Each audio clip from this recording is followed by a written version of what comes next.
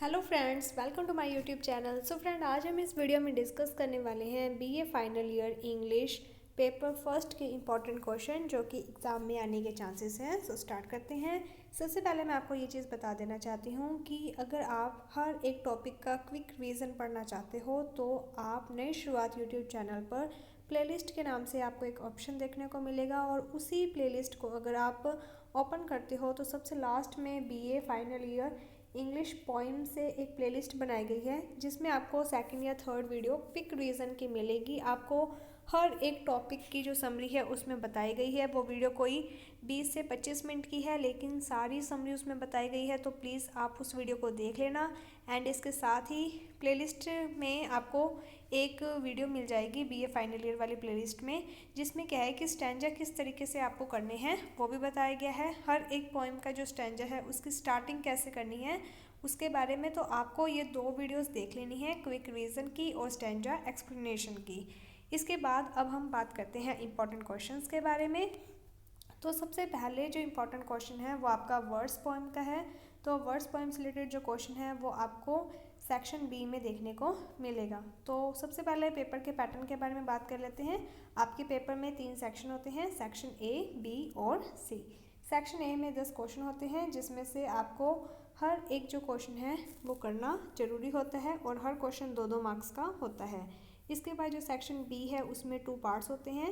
First जो part है उसमें 3 स्टैंजा आएगी जिसमें से आपको 2 स्टैंजा करनी है और जो सेकंड पार्ट है उसमें आपके 4 क्वेश्चन आएंगे जिसमें से आपको 3 क्वेश्चन करने होते हैं। देन सेक्शन सी आता है और सेक्शन सी में 4 क्वेश्चन आएंगे जिसमें से आपको 2 क्वेश्चन करने हैं और ये जो क्वेश्चन होते हैं ये 20-20 मार्क्स के आएंगे। अब बात करते हैं इंपॉर्टेंट क्वेश्चंस के बारे में। तो सबसे पहला जो क्वेश्चन है वो आपका वर्ड्स पोएम से रिलेटेड है और ये आपको सेक्शन बी में ज़्यादा चांसेस है क्वेश्चन आने के। तो वर्ड्स पोएम की जो आपने समरी है वो अच्छे से पढ़ लेना और उसके बारे में जो भी बातें हैं वो आप लिख देना।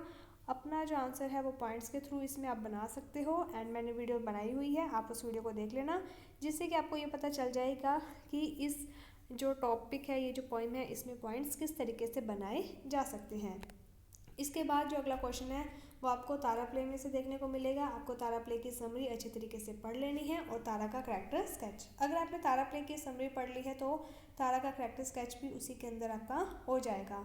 अब क्या है कि क्वेश्चन है जो वो आपका टाइटल से रिलेटेड आ सकता है और थीम से रिलेटेड आ सकता है। अगर आपका क्वेश्चन टाइटल से रिलेटेड आता है तो आपको किस तरीके से लिखना है, तो सबसे पहले आपको टाइटल से रिलेटेड 2 या 3 बातें लिखनी है, जैसे कि the title of the Tara play is apt and appropriated, कि ये जो तारा प्ले का टाइटल है ये प्रासंगिक है। The whole story revolve around Tara, Tara is the main character, कि जो सारी स्टोरी है वो तारा के इर्द गिर्द घूमती है और तारा इस प्ले की मेन करेक्टर है। उसके बाद आपको पूरी समरी यहाँ पर लिख देनी है। और अगर क्वेश्चन थीम से रिलेटेड आता है तब आपको क्या करना है कि जैसे थीम या तो वो पूछ लेंगे, ठीक है, या फिर आपको थीम पहले से ही दे दी जाएगी और ये कहा जाएगा कि आपको जस्टिफाई करना है। और जो थीम है वो दी जाएगी जेंडर डिस्क्रिमिनेशन, यानी कि लड़का और लड़की में भेदभाव करना। तो अगर थीम पूछी जाती है तो आप थीम लिख देना जेंडर डिस्क्रिमिनेशन, और अगर थीम देकर उसको जस्टिफाई करना है तो आप सबसे पहले लिखोगे कि ये जो थीम है वो करेक्ट है। उसके बाद आपको पूरी समरी वहाँ पर लिख देनी है। तो इस तरीके से ये क्वेश्चन आपका हो जाएगा। इसके अलावा कोई भी क्वेश्चन आता है, अगर तारा से रिलेटेड आता है या उसके ब्रदर चंदन से रिलेटेड आता है, तब क्या है कि सबसे पहले आप इंट्रोडक्शन लिख दोगे, तारा कौन है या फिर चंदन कौन है। फिर तारा का आता है तो उसका प्यार अपने भाई के प्रति, और अगर चंदन का आता है तो चंदन का प्यार अपनी सिस्टर तारा के प्रति। ठीक है, इस तरीके से आप 2 या 3 पॉइंट्स बना सकते हो। लिखनी आपको समरी ही होती है। इसके बाद जो थर्ड क्वेश्चन है वो आपका है night of the scorpion poem का क्रिटिकल एप्रिसिएशन से रिलेटेड क्वेश्चन आएगा।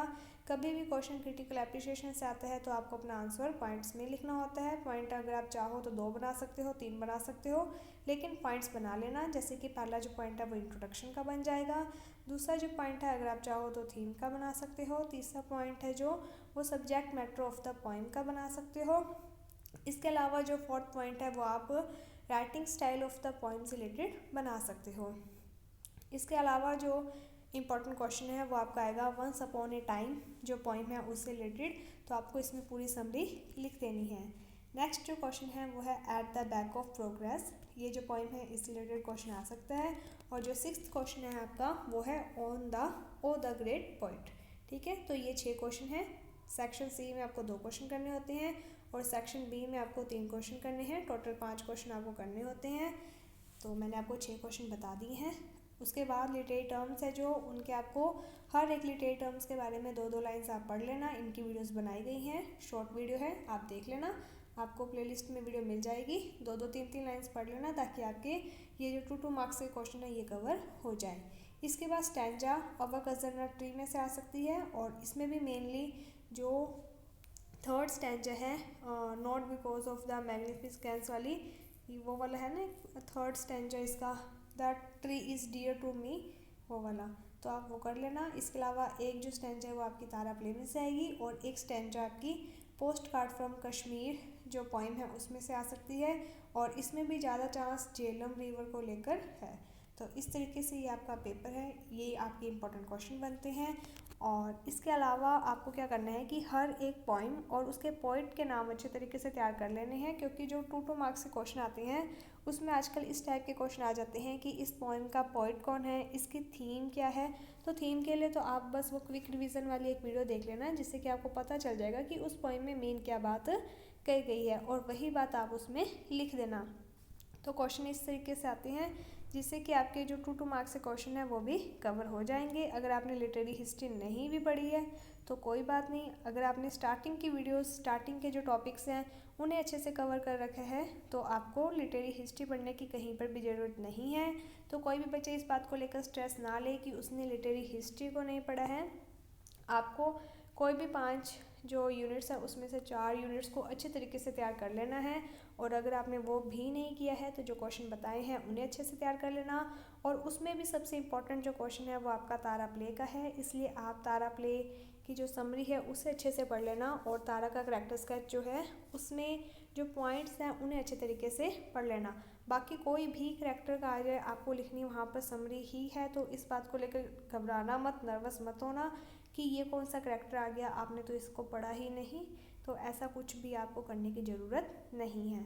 होप आपके हर एक डाउट क्लियर हो गए होंगे। अगर आपको कोई भी डाउट होता है तो आप हमें कमेंट सेक्शन में बता सकते हो। इसके अलावा टेलीग्राम ग्रुप नई शुरुआत के नाम से बनाया गया है, आप उसे भी ज्वाइन कर सकते हो और वहाँ पर भी अपने डाउट्स वगैरह पूछ सकते हो। So thank you friends for watching my video. Thank you.